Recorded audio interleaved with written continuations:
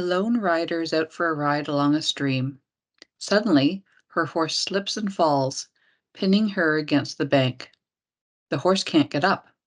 The rider has a cell phone and is able to call for help. The local fire department arrives.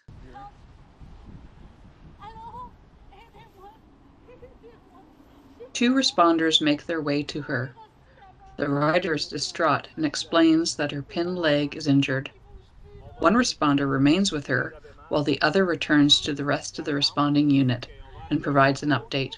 We have a downed horse and rider in the river.